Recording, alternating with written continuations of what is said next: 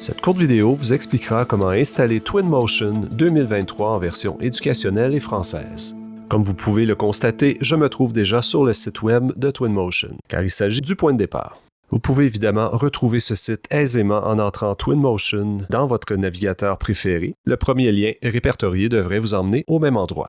Avant d'entamer quoi que ce soit, il convient de vérifier si votre ordinateur est compatible avec Twinmotion. En considérant le système Windows, les principaux points à vérifier sont les suivants. Seuls Windows 10 et 11 en version 64 bits sont supportés.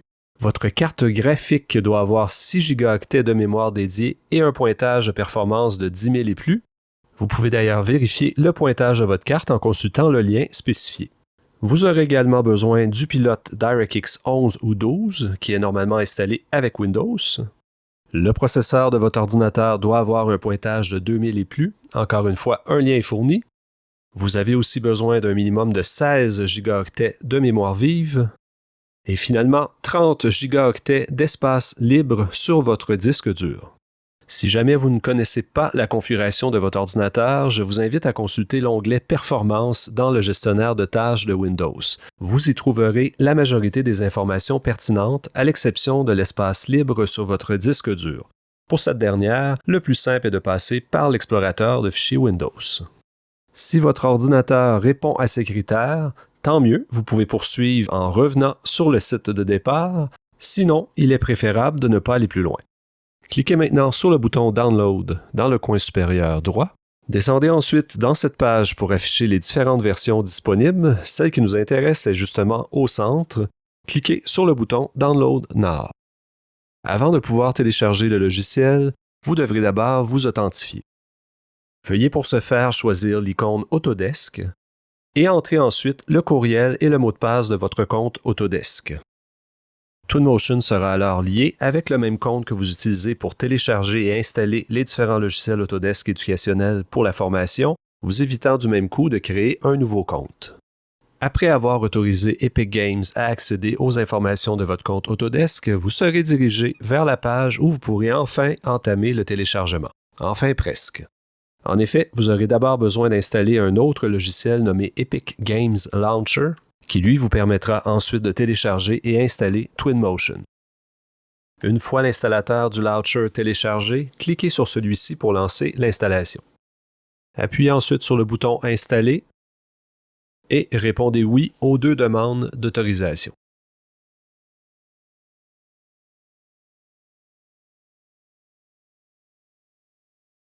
La dernière mise à jour du logiciel sera ensuite téléchargée et installée.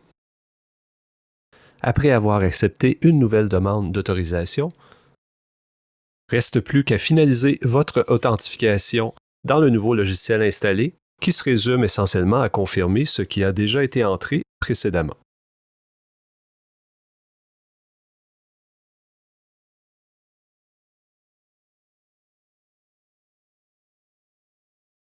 L'apparition précoce d'une notification me rappelle de vous dire qu'il est préférable de les désactiver. Pour ce faire, vous trouverez deux options à décocher dans les préférences du logiciel Epic Games Launcher. Tout est maintenant en place pour passer au sujet principal, soit télécharger et installer Twinmotion. Cliquez d'abord sur le bouton Unreal Engine, suivi de Twinmotion. Sélectionnez la dernière version éducationnelle disponible et cliquez sur le bouton Installer à 2 reprises. Accordez une nouvelle fois l'autorisation et nous voilà partis pour un long moment. Évidemment, je vous épargne ce temps d'attente dans cette vidéo. Une fois l'installation terminée, vous devriez voir le bouton « Lancer » comme suit. Le fait de cliquer sur celui-ci vous permettra justement d'ouvrir Twinmotion et du même coup vérifier si tout fonctionne. Le dernier ajustement à faire est de modifier le langage du logiciel dans les paramètres puisqu'il est installé en anglais par défaut.